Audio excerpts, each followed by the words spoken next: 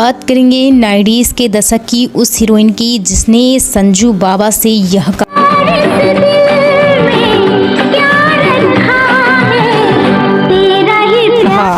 उसकी हॉटनेस से सख्त संजू भी पिघल गए।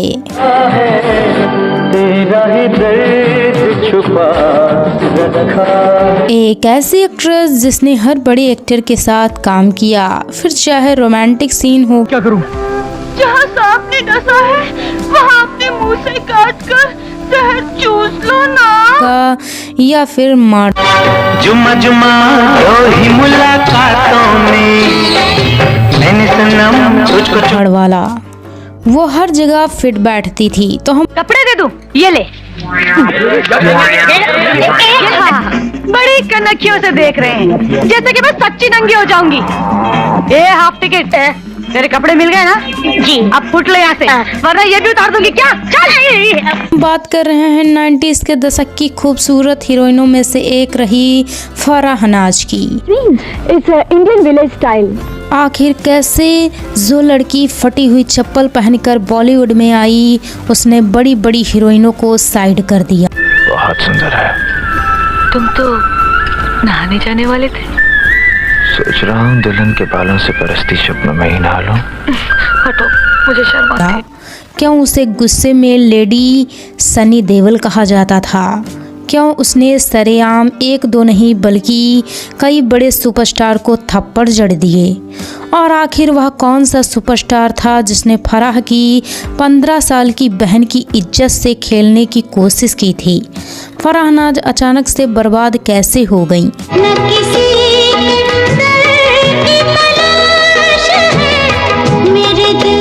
जानेंगे फराह नाज की जिंदगी की अनसुनी कहानी।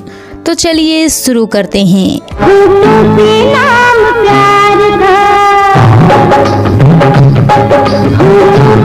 फराह नाज का जन्म 9 दिसंबर 1968 को हैदराबाद में हुआ था। उनके पिता का नाम जमाल अली हाशमी, जो पहले पाकिस्तानी फिल्मों में काम करते थे, लेकिन शायद उन्हें पाकिस्तानी फिल्में ज़्यादा पसंद नहीं आई, इसलिए वह भारत आ गए और फिर बॉलीवुड की मूवीज़ में काम करने लगे। उनकी माँ का नाम था रिजवाना नाज और वह भी बॉलीवुड फिल्मों में से एक कैरेक्टर आर्टिस्ट थी।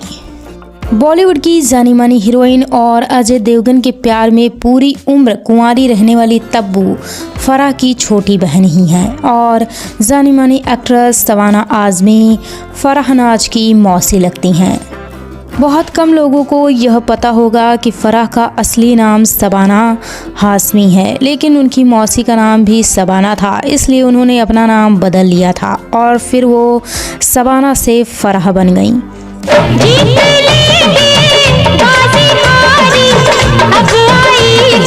पिता के सरनेम की जगह उन्होंने माँ का सरनेम लगा लिया, तो इस तरह वो फराह नाज बन गईं। हालांकि उनके सरनेम बदलने का दूसरा कारण था।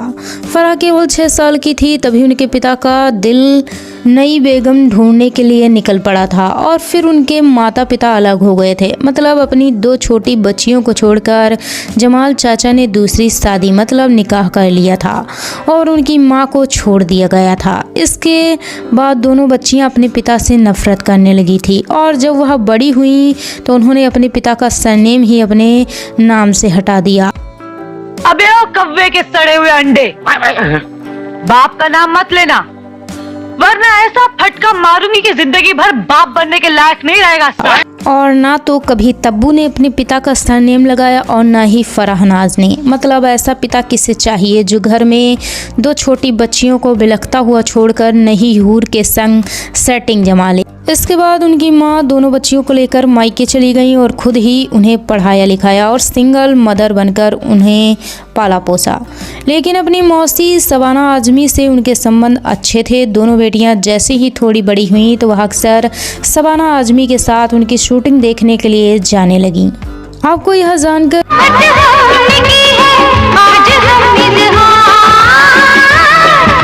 हैरानी होगी कि बड़ी बहन फराह नाज थी, लेकिन फिल्मों में पहले एंट्री छोटी बहन तब्बू की हुई थी। 1985 में देवानंद की मूवी आई थी हम नौजवान, जिसमें तब्बू ने देवानंद की बेटी का किरदार निभाया था। और कोई चला तो किस लिए नजर यूं डब डबा गई, सिंगार क्यों सहम गया, बाहर क्यों लजा गई। और अपनी बड़ी बहन से पहले ही फिल्मों में एंट्री ले ली थी। हालांकि इस मूवी के दौरान जब देवानंद ने फरहानाज को देखा तो उसे अपनी अगली मूवी के लिए हीरोइन सिलेक्ट कर लिया था। देवानंद फरहानाज को लॉन्च करने की तैयारी करने लगे, लेकिन इसी समय यश चोपड़ा भी अपनी अगली मूवी के लिए एक फ्रेश चेहरे की तलाश कर रहे थे। किसी ने उन्हें फरहानाज के बारे में बताया और यश चोपड़ा को पहली ही नज़र में फरहानाज पसंद आ गई। यश चोपड़ा ने देवानंद जी से रिक्वेस्ट की कि आपकी मूवी में अभी समय है, तो क्या मैं फरहानाज को अपनी मूवी से लॉन्च कर दूं। देवानंद ने जो चेहरा तलाश किया था उसका क्रेडिट यश चोपड़ा लेना चाहते थे, लेकिन फिर भी देवानंद ने कहा ठीक है, तुम अपनी मूवी पहले बना लो, बाद में मैं फराह के साथ काम कर लूँगा। इस तरह फरहानाज ने यश चोपड़ा की मूवी फासले से बॉलीवुड में कदम रखा।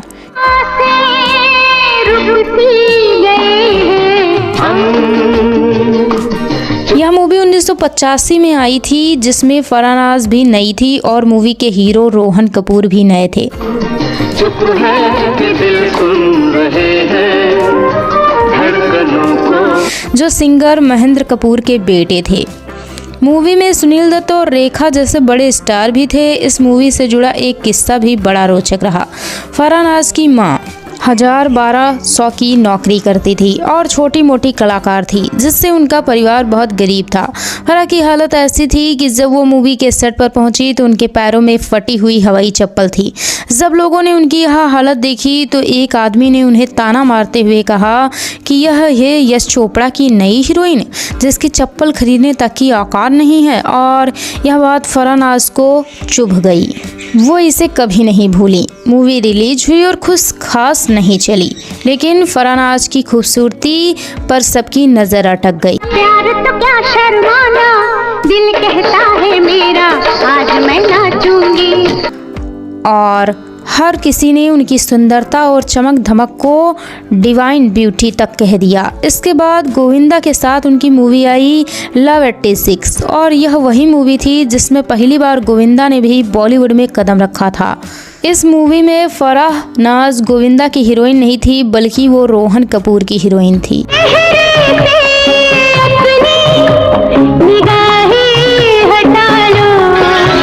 इसके बाद फरहानाज ऋषि कपूर की सेकंड बीवी बनी। मूवी आई नसीब अपना अपना, जिसका यह गाना भला है बुरा है जैसा भी है, आज भी अपने पति को सुनाकर पत्नियां शॉपिंग के पैसे निकाल लेती हैं।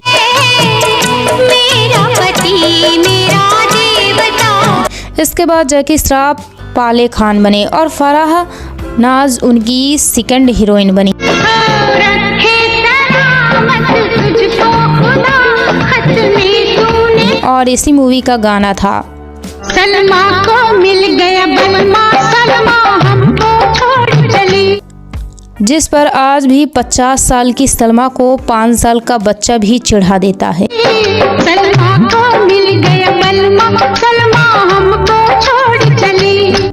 इसके बाद संजू बाबा ईमानदार बने, मतलब मूवी में। और जब फरहानाज ने बारिश में भीगते हुए उनसे यह कहा, और इस दिल में क्या रखा है, तो फरहानाज की हॉटनेस देखकर सख्त लौंडे भी पिघल गए। तेरा ही प्यार छुपा रखा है। यह गाना ऐसा हिट हुआ कि लोगों ने इसे दोनों कंडीशन में सुना, लड़की मिल जाए तो भी और ना मिले तो भी।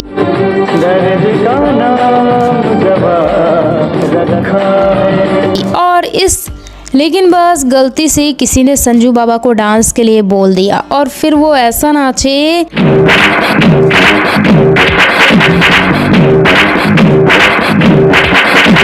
इसके बाद फरहानाज गोविंदा की हीरोइन बनी। मूवी में गोविंदा ने राजकुमार के साथ काम किया और सच में राजकुमार की तो बात ही अलग होती।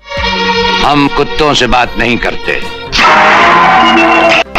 शेर की दहाड़ तो पहचानते हो ना राणा? ठीक है, बोटियां नोचने वाला गीदड़ गला फाड़ने से शेर नहीं बन जाती थी। मूवी का नाम था मरते दम तक और फरहानाज फिर से गोविंदा के साथ दिखाई दी और जब दोनों ने बारिश में भीगते हुए यह गाना, छोड़ेंगे ना हम तेरा साथ, ओ साथी मरते दम। गाया तो इस गाने ने भी प्यार के डूबे प्रेमियों को और भी डुबा दिया। इसके छोड़ेंगे न हम तेरा साथ उदासी मरते दम। जैकी श्रॉफ दिल जला बने और पहली बार लोगों ने बिना मूंछों वाला जग्गू दादा देख। बस में नहीं दिल ही मेरा। इस मूवी के दौरान जग्गू और फरहान में भयंकर लड़ाई हो गई थी। Shut up! खबरदार जो उस दिन भी रिश्ते की लाश निभाने के लिए मैंने अपना सब कुछ खोया था, जिसकी चर्चा भी हम आगे करेंगे।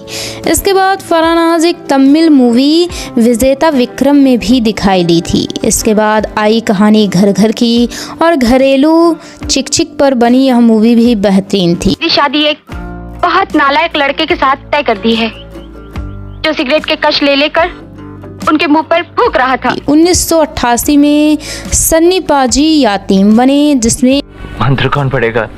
मैं पढ़ूंगी, मुझे आता है मंत्र। और नहीं तो क्या, सुनो।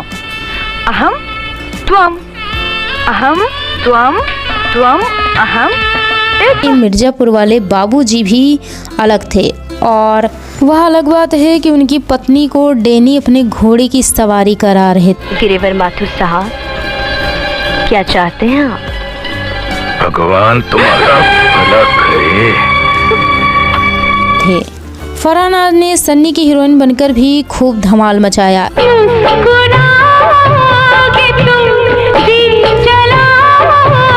इस मूवी के कुछ गाने भी बड़े हिट हुए और सन्नी देओल के साथ फरहान की जोड़ी बड़ी हिट रही। आने बाने आए इसी साल फरहान ने भूतनी बनने की भी कोशिश की और मूवी आई वो फिर आएगी, जिसमें वो राजेश खन्ना के साथ दिखाई दी, जिसमें उनकी एक्टिंग थोड़ी ज्यादा ही सीरियस हो गई। मैं वो शक्ति हूँ जिसे मौत मिटा नहीं सकती और जिंदगी अपने आप को बचा नहीं सकती। अरे बंद करो ये ड्रामा। जिसको किसी ने नहीं देखा वो अलग बात है। फिर ऋषि कपूर के साथ मिलकर फरहान ने कहा हमारा खानदान, और यह मूवी भी हिट रही। तुम्हारा चाहने वाला अभी दीवाना बातें है। इसके बाद भी उनकी कई मूवीज आती रहीं। इसके बाद सनी देओल के साथ फरहान की एक और मूवी आई मजबूर, और इस मूवी में एक तरफ जया प्रदा और जितेंद्र थे।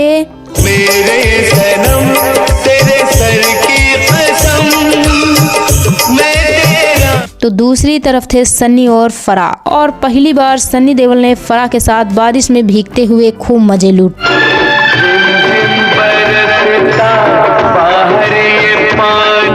और मूवी के गानों की तो बात ही अलग थी।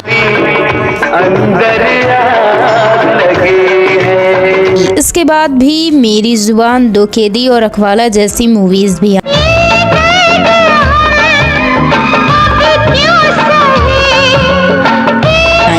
रखवाला मूवी के दौरान फरहान ने अनिल कपूर को भी धमकी दे दी थी, जिसके बाद दोनों में पंगा हो गया था, जिसकी चर्चा भी हम आगे करेंगे। फिर आई काला बाजार, जिसमें जब कादर खान ने यह कहा कि सुनो झनकार, ये दुनिया है काला बाजार, ये पैसा बोलता है। तो हर किसी के दिल से बस यही निकला, बात तो सही। मैं गोल हूँ दुनिया गोल, जो बोलूं खोल दूं सबकी पोल, ये पैसा बोलता है। इसमें फरहान जैकी श्रॉफ की हीरोइन बनी। जुम्मा जुम्मा दो ही मुलाकातों में। फिर कादर खान और शक्ति कपूर ने मिलकर कहा बड़ी तो बेटा 10 नंबरी। और इस मूवी में फरहान पहली बार एक टपोरी यानी कि गली की गुंडी का किरदार निभाया। मैं लड़कियों पे हाथ नहीं उठाता, वरना बता देता। मैं भी तुझ जैसे पर हाथ नहीं उठाती, साथियों पे छोड़ देते हैं। जो जीतेगा वही हफ्ता लेगा। 1989 में फरहान एक मूवी में दिखाई दी जिसका नाम था पति और तवायफ, और यह मूवी भी यादगार बनी। भूल ना जाना मेरे जन्म परदेसी। वह अलग बात है कि लोगों ने याद सिर्फ तवायफ को रखा, और मूवी का यह गाना तेरी मोहब्बत मेरी जवानी बनके रहेगी, इंस्टाग्राम रील्स पर ट्रेंड होता है। कोई कहानी दे जानी दिलबर जानी। 1990 में फरहानाज आमिर खान की हीरोइन बनी। मूवी आई जवानी जिंदाबाद। हालांकि दिल को करे आबाद, जवानी जिंदाबाद, जवानी। यह मूवी कुछ खास नहीं चली। इसके बाद भी फरहानाज की कई मूवीज आती रहीं। यह वह समय था जब फरहानाज अपने कैरियर के पीक पर थी और वह एक साल में 10 मूवीज में काम कर रही थी।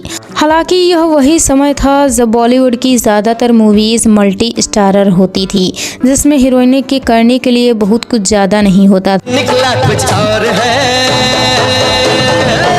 दूल्हा लुटेरा बापू चोर है। लेकिन फिर भी फरहानाज को लोग पसंद कर रहे थे। वो अलग अलग तरह के किरदार भी निभा रही थी और साइड किरदार निभाने से भी संकोच नहीं करती थी। लेकिन फिर धीरे धीरे फराह के रोल भी छोटे होने लगे और फिर उन्हें मेन हीरोइन की किरदार से दूर किया जाने लगा।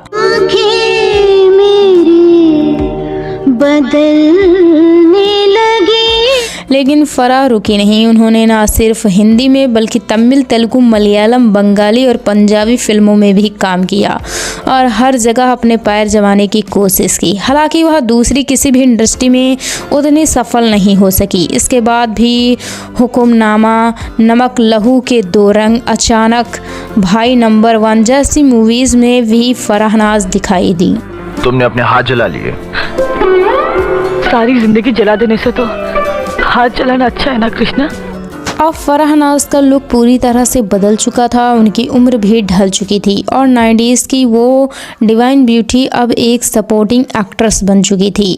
2002 में फरहानाज भारत भाग्य विधाता मूवी में दिखाई दी। फिर 2004 में अक्षय खन्ना और करीना कपूर की एक मल्टी स्टारर मूवी आई हलचल, जिसमें फरहानाज बाबू भैया यानी कि परवेश रावल की पत्नी को बता दिए मैं किसी अंगार भंगार को नहीं जानती, समझ गए तुम? और ना ही मैं किसी किशन मिशन की पत्नी हूँ। चलो निकलो निकलो यहाँ से। थी और बहुत से कम लोग उन्हें पहचान पाए थे।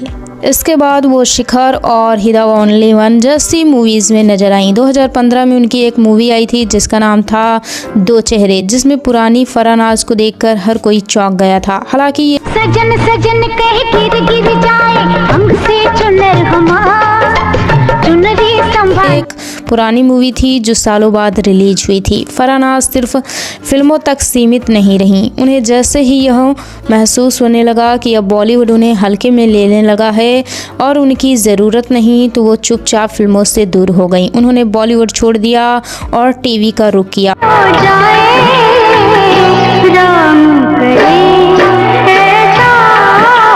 उन्होंने कई टीवी सीरियल्स में भी काम किया, जिसमें अमर प्रेम, अंदाज, राहा, विलायती बाबू, आंगन, अर्धांगिनी और तेरी यही कहानी और पापा जैसे कुछ बेहतरीन टीवी सीरियल शामिल रहे। मुझे अमित पुकारते हैं, मुझे बुरा नहीं लगता। आपका नाम राजन है। अगर मैं आपको साजन कहकर पुकारूं तो बुरा तो नहीं लगेगा ना? और छोटे पर्दे पर भी फरहानाज ने अच्छी पहचान बनाई। हालांकि फरहानाज को जो पहचान बॉलीवुड में मिलनी चाहिए थी वो कभी नहीं मिल पाई और बहुत ही जल्द वह मैन हीरोइन के किरदार से दूर होने लगी थी। उन्हें लीड रोल में लेकर मूवीज मिलना बहुत जल्द ही कम हो गया था और ज़्यादातर मल्टी स्टारर मूवीज में उन्हें लिया जाता था।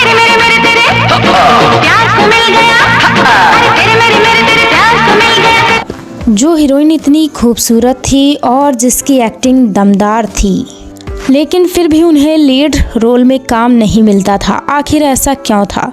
तो इसका कारण था फरहानाज का व्यवहार, जो ज़्यादातर लोगों को खटकता था। फरहानाज हमेशा से एक स्वाभिमानी लड़की रही। उसने कॉम्प्रोमाइज़ करना कभी ज़रूरी नहीं समझा, ना अपनी सेल्फ रिस्पेक्ट के साथ और ना ही अपने बिहेवियर के साथ। मुझ पर दया करने की कोई जरूरत नहीं और ना ही आप हीरो बनने की कोशिश कीजिए। हाँ, आज कह रहे हो दहेज नहीं लूंगा, लेकिन कल तुम नहीं तो तुम्हारी माँ या बहन मिट्टी के तेल का डब्बा लेकर मेरे पीछे भागेंगी और कहेंगी कि दहेज ला। फरहानाज को एक गुस्सेल और ईगो वाली हीरोइन कहा गया, जो गलत बात बिल्कुल भी बर्दाश्त नहीं करती थी और तुरंत ही मुंहतोड़ जवाब दे देती थी, फिर चाहे नतीजा जो भी हो। कसम वर्दी की मूवी में उनके हीरो थे चंकी पांडे, जो हर समय उन्हें आई एम द मैन कहकर गलत इशारे करते रहते थे। फरहानाज ने एक दो बार चंकी को इग्नोर किया, लेकिन जब वो नहीं माने तो फरहानाज ने सबके सामने सेट पर चंकी पांडे की पिटाई कर दी। मेरा तुम्हारा ऐसा तो कोई रिश्ता नहीं जो मैं तुम्हारे दिल के बारे में सोचूं। पूजा, हम दोनों एक कॉलेज में पढ़े लिखे, साथ उठे बैठे। इसका मतलब ये नहीं कि तुम मेरी जाती जिंदगी में दखल दो। और इस घटना से चंकी पांडे की इमेज पूरी तरह से खराब हो गई और फिर उनका फिल्मी कैरियर अचानक से ढलान पर आ गया था। तो वहीं फरहानाज की पहचान एक दबंग और निडर हीरोइन की बन गई थी और फिर चंकी पांडे ने इसके बाद फरहानाज के साथ कभी भी काम नहीं किया। इसके बाद जब अनिल कपूर के साथ फरहानाज रखवाला मूवी में काम कर रही थी तो इसमें भी उनके साथ एक पंगा हो गया। अनिल कपूर चाहते थे कि इस मूवी में फराह की जगह धक धक गर्ल यानी माधुरी दीक्षित को लिया जाए और वह डायरेक्टर पर दबाव भी बनाने लगे थे। जब फरहानाज को यह पता चला तो उसने न सिर्फ माधुरी दीक्षित को फोन करके इंग्लिश वाली गालियां दी, बल्कि मीडिया में खुलेआम अनिल कपूर को बर्बाद करने की धमकी भी दे दी थी। चिल्लाओ मत, चिल्लाने से सच झूठ नहीं हो जाता। बातें करने वाले मुंह हजार हैं और तेरे हाथ सिर्फ दो। जिससे अनिल कपूर भी भड़क गए। उस समय पर अनिल कपूर भी सल्लू भाई से कम नहीं थे, जो किसी का भी कैरियर बर्बाद कर सकता था। तो फिर उसने फराह की टांग खींचना भी शुरू कर दिया। इस तरह की एक घटना जैकी श्रॉफ के साथ भी घटी। जब दिलजिला मूवी की शूटिंग चल रही थी तो मूवी का पूरा यूनिट डैनी के घर पर रुकता था। एक दिन डैनी ने बड़ी पार्टी रखी जिसमें फरहानाज की छोटी बहन तब्बू भी आई थी, जो उस समय सिर्फ 15 साल की थी। जैकी श्रॉफ फुल टल्ली थे और जब उन्होंने तब्बू को देखा तो उससे तुरंत ही कली से फूल बनाने के लिए मचल उठे। जग्गू दादा इतने धुत थे कि उन्होंने तब्बू के साथ जबरदस्ती करने की कोशिश की, जिसे डैनी ने आकर बचाया। मतलब मूवी में जो हीरो था वो असलियत में विलन निकला, यानी कि जैकी श्रॉफ और मूवीज में जो विलन था वो असलियत में हीरो यानी कि डैनी। जब फरहानाज को यह पता चला कि जैकी श्रॉफ ने उसकी बहन पर हाथ डाला तो वह अपने आपे से बाहर हो। ये क्या कर रही हो? आप चुप रहिए। कभी आईने में अपनी शक्ल देखी है? अक्ल और शक्ल दोनों से अजूबा नजर आते हो। सिर्फ तुम्हारी ये माँ ही तुम्हें बर्दाश्त कर सकती है। हो गई और उसने जग्गू की ऐसी तैसी कर दी।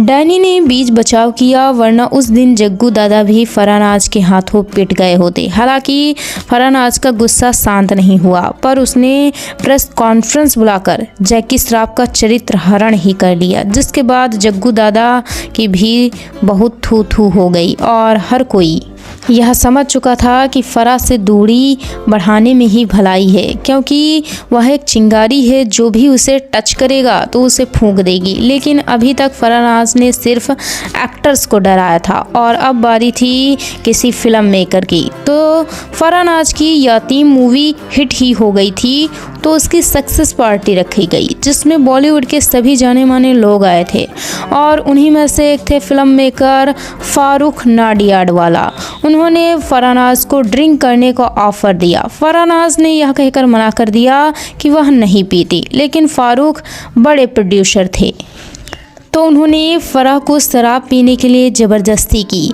फराह जब गुस्सा करने लगी तो फारूक ने कह दिया कि तुम शायद साड़ी पहने हो इसलिए दारू नहीं पी रही, अगर ऐसा है तो साड़ी उतार दो। उसका इतना कहना ही था कि फराह के अंदर की काली माता जाग गई। चट्टी के बिस्ते के कपड़े उतरवाएगा, तेरी ये हिम्मत। अपन एक इज्जतदार पिक्चर में काम मांगने वाली कोई स्ट्रगलर लड़की नहीं समझा। और उसने भरी पार्टी में एक ही थप्पड़ में फारूक का पूरा नशा उतार दिया।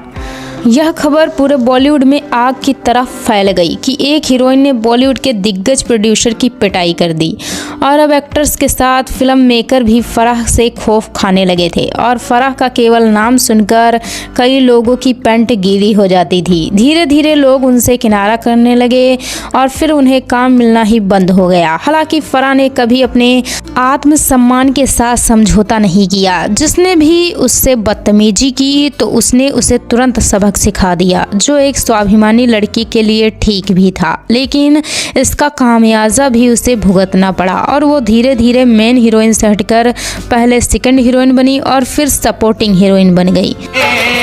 नाते जुड़े हैं सभी प्यार में। फराह नाज की अगर पर्सनल लाइफ की बात की जाए तो उनका सबसे पहला नाम जुड़ा था जावेद जाफरी के साथ। उन्हें फराह नाज का पहला बॉयफ्रेंड भी कहा जाता था, लेकिन यह रिश्ता ज़्यादा लंबा नहीं चल सका, क्योंकि जैसे ही फराह को पहली मूवी मिली तो मूवी के डायरेक्टर राजेश सेट्टी के साथ फराह सेट हो गई और उन्होंने जावेद को छोड़ दिया। लेकिन राजेश के साथ भी वह ज़्यादा सीरियस नहीं हो पाई। फराह नाज ने संजय दत्त के साथ भी कई मूवीज़ में काम किया और खूब रोमांटिक सीन भी दिए। उनकी हॉटनेस पर संजू का भी मन पिघल गया और संजय दत्त ने फराह नाज को शादी के लिए भी प्रपोज कर दिया था, लेकिन संजू की छवि उस समय पर 308 वाली ही थी, इसलिए फराह नाज ने संजू का ऑफर ठुकरा दी।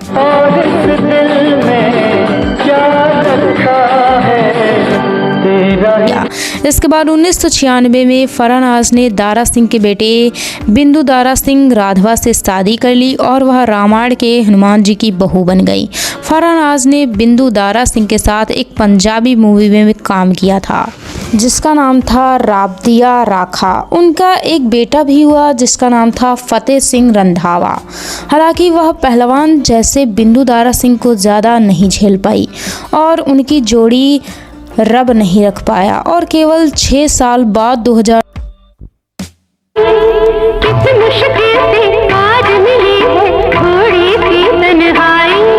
बिंदु दारा सिंह से तलाक होने के बाद फराह नाज 1 साल भी नहीं रुकी और 2003 में उन्होंने दूसरी शादी कर ली। इस बार उनके पति बने सुमित सहगल, जो एक एक्टर रह चुके थे जिसके साथ कभी फराह नाज ने भी काम किया था और अब वो एक बिजनेसमैन बन चुके थे। हालांकि सुमित सहगल भी पहले से शादीशुदा थे, वो एक लड़की के बाप थे और फराह नाज एक लड़के की माँ, लेकिन फिर भी दोनों में प्यार हुआ और दोनों ने शादी कर ली। सुमित और फराह नाज का कोई भी बच्चा नहीं हुआ और दोनों ने अपनी पहली शादी से हुए बच्चे को ही अपना बच्चा माना और उन्हें कभी नहीं छोड़ा। फराह नाज आज बॉलीवुड से पूरी तरह से दूर हैं और अपनी पर्सनल लाइफ जी रही हैं। उन्हें कभी कभार तब्बू के साथ ज़रूर देखा जाता है, लेकिन फिल्मी चमक धमक से वो पूरी तरह से दूर हैं। वो अपने नए पति और पुराने बेटे के साथ रहती हैं और पूरी तरह से फिल्मी दुनिया से दूर। तो ये थी 90s के दशक की खूबसूरत और दमदार हीरोइन रही फराह नाज की कहानी। Thanks for watching. मैंने भी एक गीत लिखा है तेरी सूरत देख के।